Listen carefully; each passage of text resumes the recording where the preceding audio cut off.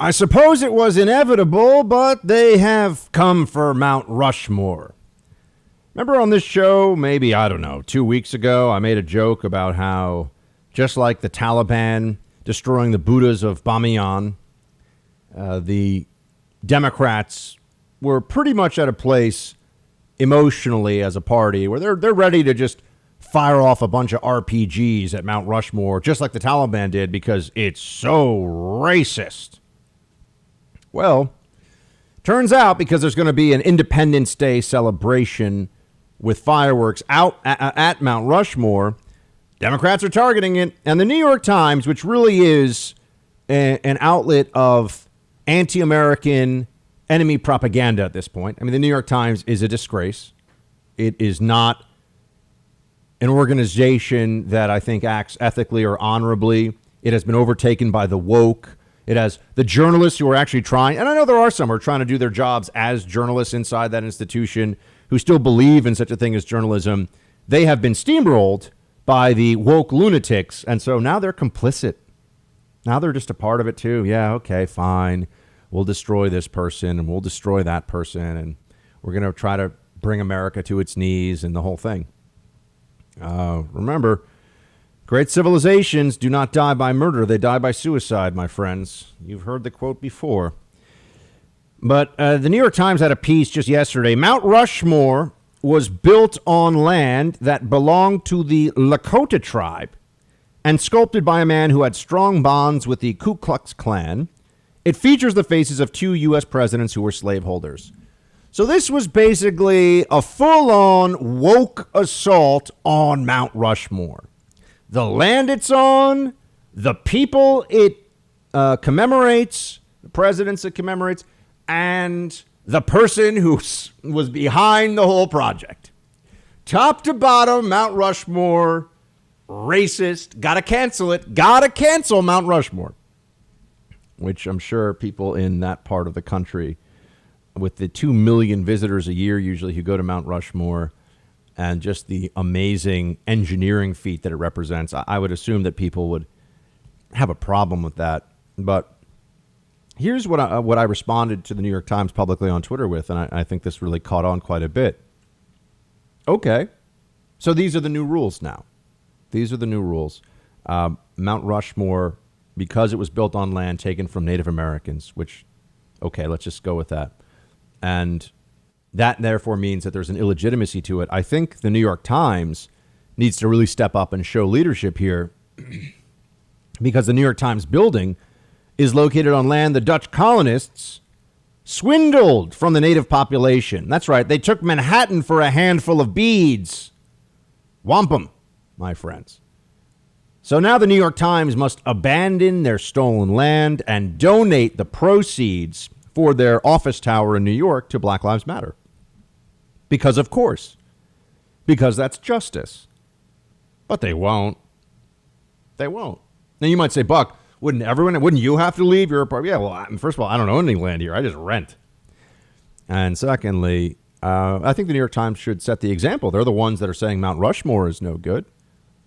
Mount Rushmore is on stolen land, which is also fascinating, and hat tip my friend Jesse Kelly for pointing this one out. But I'm somebody who likes to use the history that the libs don't like to talk about when they want to play these games with historical fights. But Jesse pointed out as well on Twitter that the Lakota Indians initially came from Minnesota, and when they moved to the Dakotas, they kicked out the local tribes and did so not in a friendly way, but by killing them and exterminating them and kicking them off their land.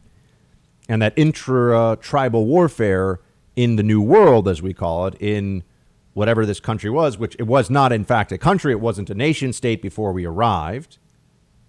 That's just, there was no one political entity in charge of it, as we know.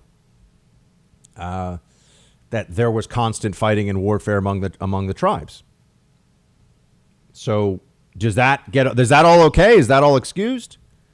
There were, in fact, Native Americans who made slaves of other Native Americans. Does that ever get talked about? Or no, not so much. The Aztec Empire as I've discussed before on the show, because I'm a big fan of fascinated by the story of Cortez as the most impressive conquistador from the New World. What he did, just from a pure political and military challenge perspective, was one of the most incredible feats any human being ever pulled off in all of history. But when he arrived, the Aztecs had subjugated and made slaves of hundreds of other tribes, controlled an empire of at least several million people, and engaged in ritual human sacrifice. Guess who they used as the sacrifices? Slaves from conquered tribes. So if we're going to talk about oppression in the past and who did wrong to who then, let's actually talk about it. Let's really have that conversation. But no, the Democrats just are constantly on this.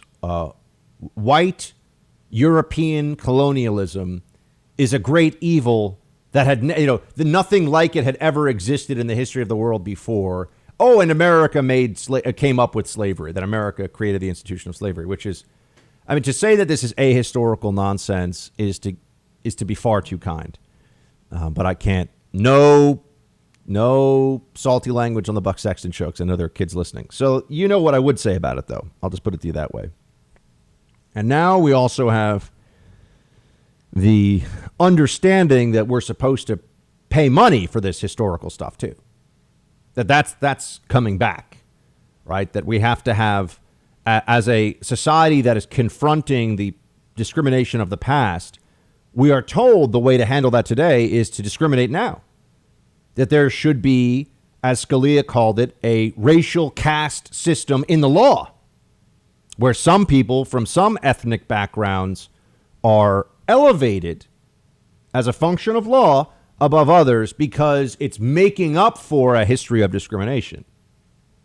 Now, this is fascinating because play this out in your head. Let's say, University of California is looking at affirmative action again, reinstituting it. They've gotten rid of it for 20 years, but they want to bring it back. I think they actually have, but maybe there's a few more things that have to happen, but they're going to bring it back.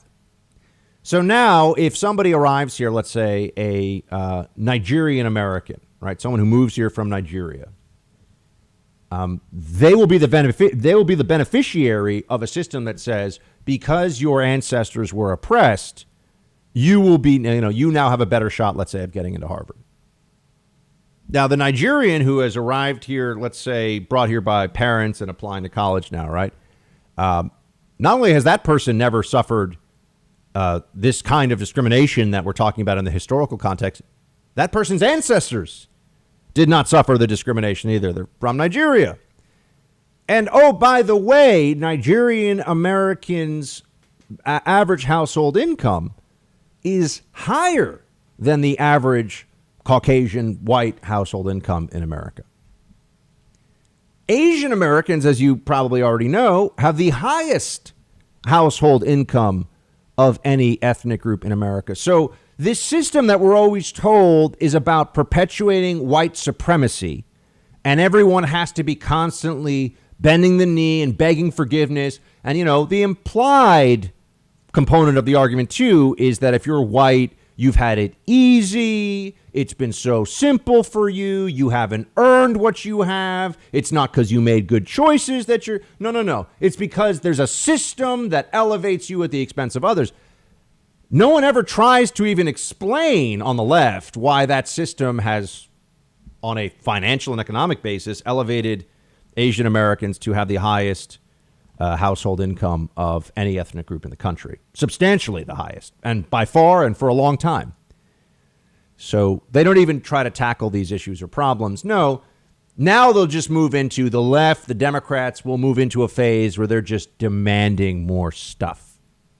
The philosophical arguments about all this and the history and everything else, and it turns into, all right, so we've been tearing down your statues, and now I know different newsrooms will refer to black and brown people. I've seen this now with capital B to establish, so an individual's racial designation, according to the New York Times, will now have a capital letter. They've made this change. I think this is fascinating too. And I really just want to ask questions of Democrats who think that this is advancing things. So when they use the categorization brown, for example, now somebody who is from Honduras, according to Democrats, is to be grouped in with somebody who is from Mumbai. Brown, both brown. That's now the new categorization we're supposed to, as if that's not just, I mean, you want to talk about erasing individuals' experiences and history and culture and everything. So now we've got this categorization of brown, but it's useful for Democrats because black and brown. That's what they always, black and brown oppression, black and brown oppression. That's the phrase that is used, right? Or they'll talk about people of color. And by that, they mean people who are black and brown. Brown, though, I mean, when they're talking about black people, clearly there's, African Americans or people of African parentage. At least there's some specificity there, some racial specificity that they're referring to. But brown is such a broad categorization that what does it even mean? I'm wondering what they think. So now if you're from India, if you're from Guatemala, if you're from where do you fall on the spectrum of the left's categorizations here?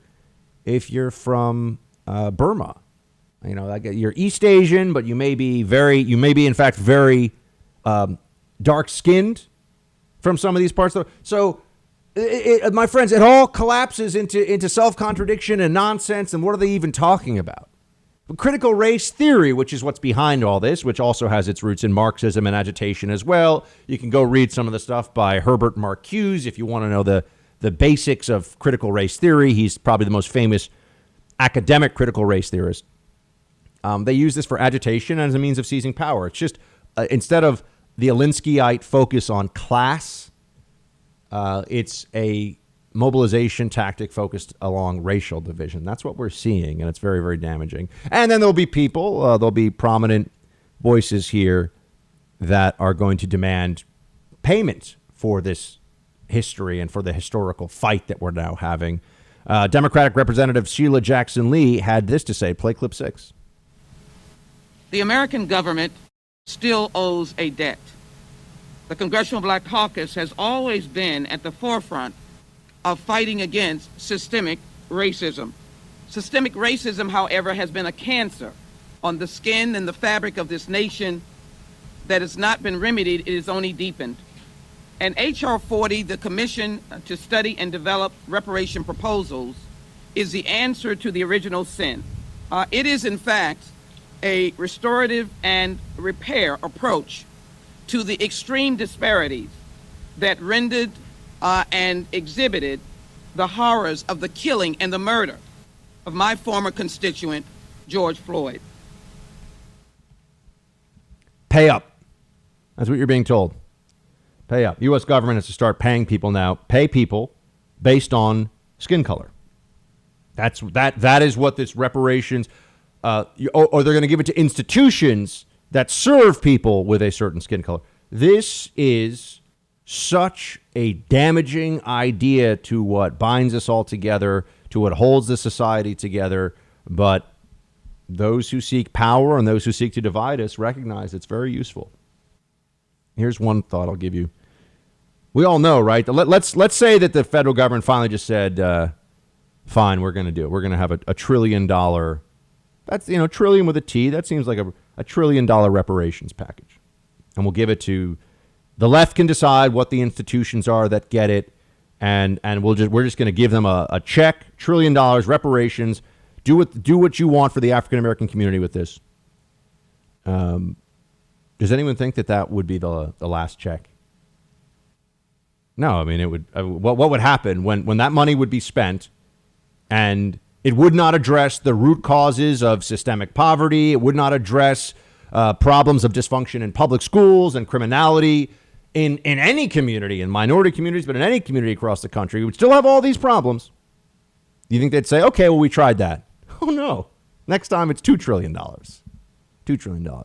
Doesn't help the people it's supposed to help. It does help people, though, who are at the top, getting those checks, those institutions, those organizations, those community organizer foundations. They'll be doing just fine. We all know that.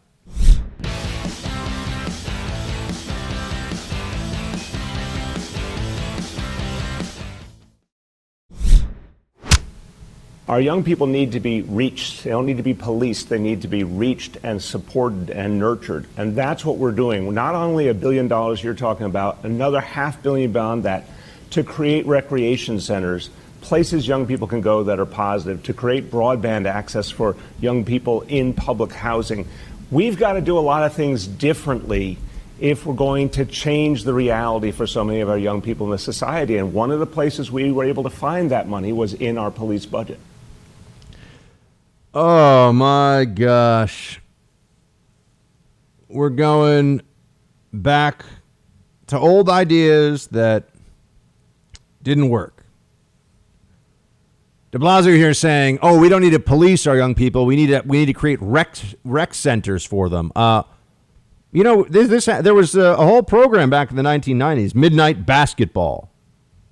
Right, midnight basketball. If only we had late night basketball leagues, there would be no crime or less crime. Let's not create a false premise. There'd be a lot less crime. There you go. We're doing it all over again now. That's what we're being told. This is the Democrats thinking that if only we took a different approach to the law, not enforce it, but just have people who are out there in the community from the state doing what a lot of really families should be doing. Families need to be intact, need to spend time together, need to be the priority. Everyone's family is their own little unit. Everyone's family is their own group, more important than any government official, any government initiative. But no, instead, we're gonna return to this completely outdated idea that in major cities where there's still a lot of crime, let's have less police, right? Less enforcement of the law and more social programs, because that will stop crime from happening. It's not true.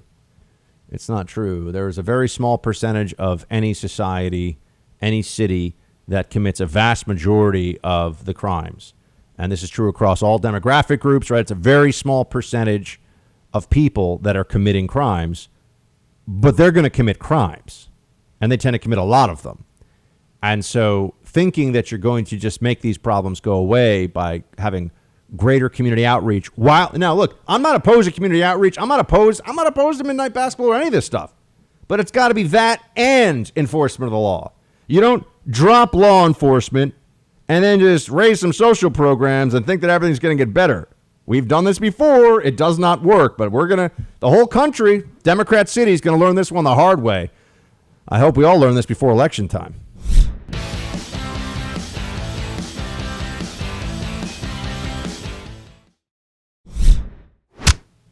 They finally arrested her. What a shock. It seemed like, how could it be possible that they had not yet put this person and taken this person into custody? Ghislaine Maxwell, the alleged madam of Jeffrey Epstein, arrested in New Hampshire. I'm very curious to know what she was doing in New Hampshire. But my friends, this is arguably the biggest story in the country today, because you have a few things all coming together. And look, I don't like to do conspiracies. I'm not a conspiracy guy. There are other shows that do a lot of that. That's right, conspiracy. The Bilderbergs, Queen of England, Illuminati. Google it. I don't really do that stuff here. I try to keep it real. I try to be on point and factually based with everything that I tell you. But there's some stuff about the Epstein situation that just, and I mean when it comes to getting answers, that just don't add up. The official narrative up to this point just not getting it done. I think we should be honest about that. I think there should be some sense among us that, yeah, something's up. So let me tell you this. I watched the Netflix special on Epstein, and it was produced by James Patterson, who's a Clinton friend. And so, but I watched that special, and it was pretty well done. But there were some very clear moments where they're like, whoa, well, just because Bill Clinton went to the island, they had some other person who used to work for Epstein who was like, oh, but people went to the island for lunch and they didn't really do anything. This is pedophile island now. Bill Clinton was very tight with this guy. Spent a lot of time with him on his private plane. You know, they always do this thing of, oh, Trump was really tight with him too. No. Trump having this guy come to Mar-a-Lago, which is a club with hundreds and hundreds of members, or rather, you know, Trump being at Mar-a-Lago and taking photos with him when he's there is not the same thing as going to Pedophile Island for lunch, and certainly not the same thing as being on his plane over 30 times. But there are two questions from that documentary. So it's very clear that they're trying to run a little cover for, because Netflix is a lib. We've lost another one, folks. Netflix is a lib organization. You know, it's got the same politics as HBO, which is the same politics as CNN, which is the same politics as the Democrat Party, and so on and so forth. But some issues, some things to keep in mind here. We did not find out in the Netflix special how it is that Epstein made his money. They keep telling us that it was through investments and handling the money of very rich people. But to make the kind of money, I mean, he's worth $600 million that they know about. That's not including whatever he had stashed in offshore bank accounts. And, you know, if he had a bunker full of gold bars somewhere, you know, who knows? I mean, this guy had a tremendous amount of wealth and access. So I'm sure whatever they think he's got, he had a lot more than that. But you don't make $600 million without any on Wall Street, allegedly, without anybody on Wall Street knowing how you made your money. So you start with that. You know, you'd have to make very large trades. People would know about this. There'd be a paper record. No, the one way to make $600 million would be if you had a billionaire, Les Wexner, that you had some ability to coerce, and you had power of attorney, which that's a fact. Epstein got power of attorney. I mean, power of attorney is what your dying relative gives you to write the checks to make sure that their medicine arrives on time and that, you know, the hospital bills or, you know, stuff like that, or, you know, that their dog is fed at home, whatever it may be. Power of attorney is not something you just hand to somebody you like. I spoke to a lawyer friend of mine about this, and she was like, no way. You don't just hand over power of attorney to somebody. So we never got an answer on that. We also never got an answer about how is it that we are supposed to believe? How is it that we are supposed to believe that the Epstein situation was essentially set up as a surveillance operation, right? That he had cameras everywhere, very, very sophisticated. The $70 million home that Les Wexner just gave him. How many people, even if you had $1 billion, how many friends do you think you'd have if you were a billionaire that you would just give a $70 million house to? You must really like that person, right? Or they must have something really, really, really powerful on you. But Epstein's home in New York was set up as a surveillance operation. Yet, we've never heard about any tapes that have been seized. There should be substantial evidence of Epstein's sex ring operations, that he was, you know, having, you know, relations with underage girls. I mean, that should all, I mean, they should effectively be able to bring a massive, I mean, they would, if he were still alive, be able to bring a massive child pornography case against him. You never hear about any of that. And you never hear about the surveillance footage of other people. Who else was going? Oh, so Epstein had all of these powerful friends, private jets flying all over the world. And he had an island set up specifically as his as a pedophile island. That's what everybody calls it, right? So he has all of this stuff, and yet we never hear about anyone getting caught on video getting a, quote, massage. All the surveillance data, all the surveillance footage seems to be gone. Unless I'm missing something, there's no... This guy set up a massive surveillance operation while also having a sex trafficking ring, including a lot of underage girls. And no one else has been caught in this web. That does not pass the smell test. It just doesn't. It just doesn't. And then, of course, there's the Epstein killing himself, snapping the hyoid bone, leaning forward in the cell where the two prison guards fell asleep and the cameras malfunctioned. The most high-profile prisoner in the federal system with what is possibly the most sensitive information in Manhattan, right near the federal courthouse, he was able to commit suicide. First time the Manhattan Correctional Facility was the MCC Correctional Center had a suicide like this in decades, I think ever, in over 40 years of operation or something like that. I forget what the exact years were. And we're supposed to think that that just happened. Again, I'm not a conspiracy theorist. How much of this do they really think we're going to accept before we go, I'm sorry, this is not adding up anymore? At what point are we allowed to say, nah, I'm not going to believe you anymore?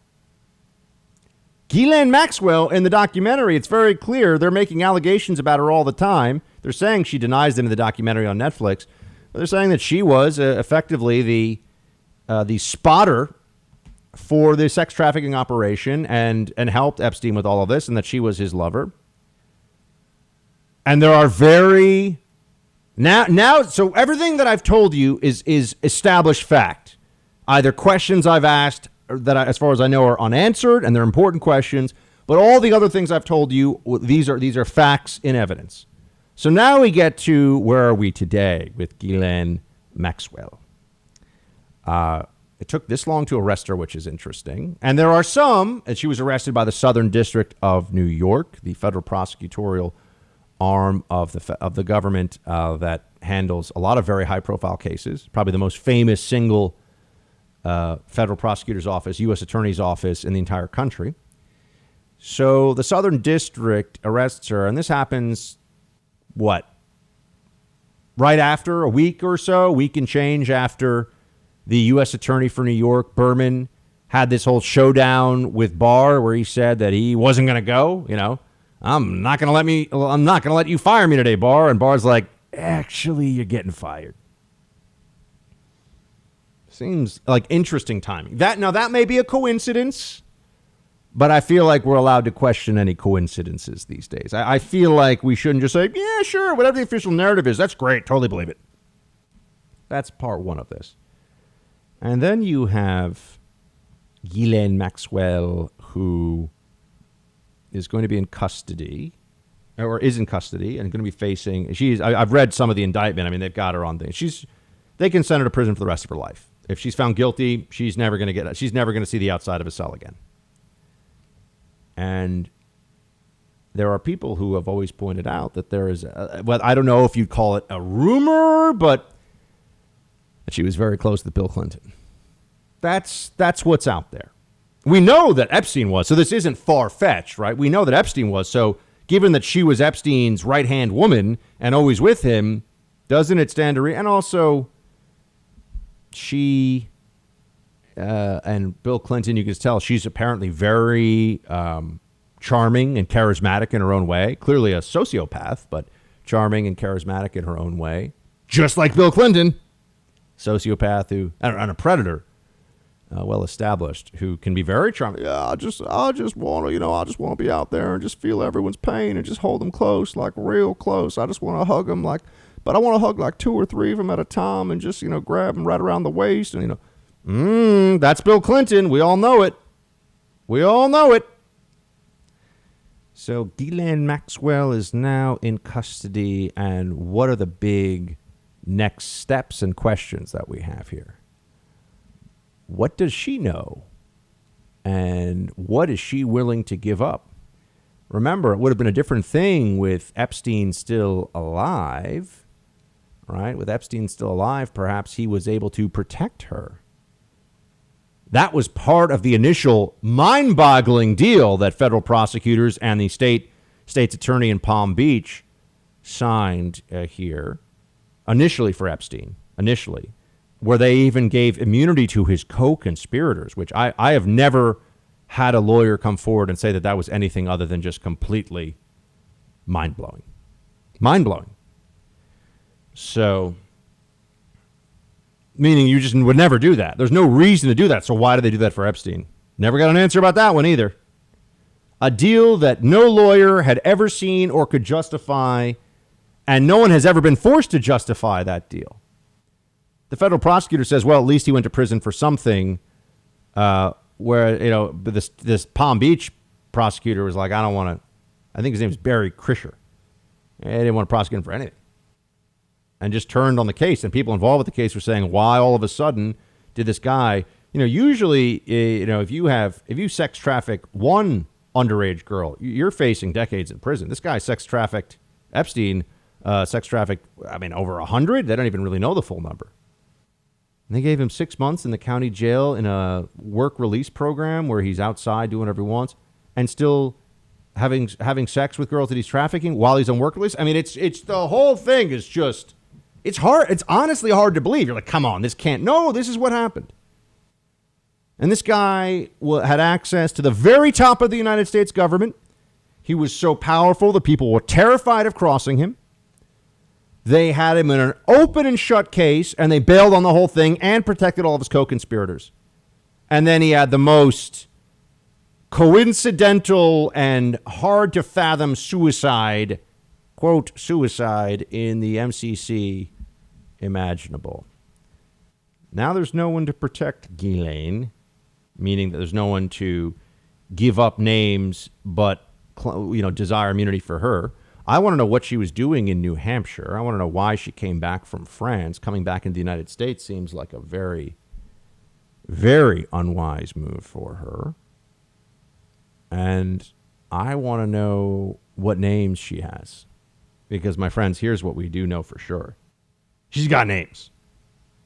She has names of people who either knew or should have known or, you know, were involved themselves or turned a blind eye. And I don't mean low-level staffers that were just getting paid by Epstein to look the other way. No. She knows. She knows everything that Epstein knew, pretty much. So now we have another shot to get answers to those questions. Epstein's circle included some of the most powerful men in the world, some very notable Democrats, I might add. Some of the most powerful men in the world. And Ghislaine Maxwell is facing the rest of her life in a cell, or what? Who is she worried about betraying now? She doesn't care, right? Epstein's already dead. So I don't think that there's any reason to believe that she wouldn't be willing to talk to spare her. Maybe she gets out in 10 years. Maybe she gets out in 20 years, right? She gets something out of this. You wouldn't expect a code of silence from her about any of the other individuals involved in this. But now I just want to go on record and say this. If anything happens to Ghislaine Maxwell, I don't care whether they show us video. I don't care if they say there are 100 witnesses. If she escapes or manages to take her own life, I do not believe it. Okay? Meaning I do not believe their story. Let's establish this right now. If she escapes or she takes her own life in custody, whatever they're telling you is a lie. Because we know she's got big names. We know she could crush people. The royal family has got to be shaken in their fancy little booties right now in the UK. And there are some big, powerful Democrats, among the most powerful, who are feeling the same way right now.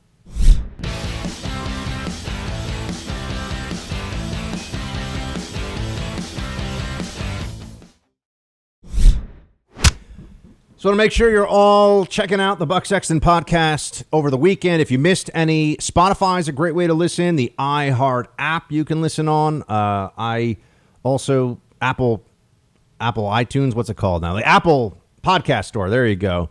Spotify is really easy. Just type in my name, Buck Sexton, boom, listen to the podcast there. It's one of the ways I listen to podcasts. The iHeartRadio app is much better, Buck. The iHeartRadio app, much better, though. Much better. Thank you, Producer Mark, for correct, because that is the company we work for, and it is true. It is better. So, yes, indeed. Thank you, everybody. Also, BuckSexton.com. We'll be posting stories all weekend. Your one-stop shop for all things Freedom Hut. Bookmark it. Check in daily. BuckSexton.com.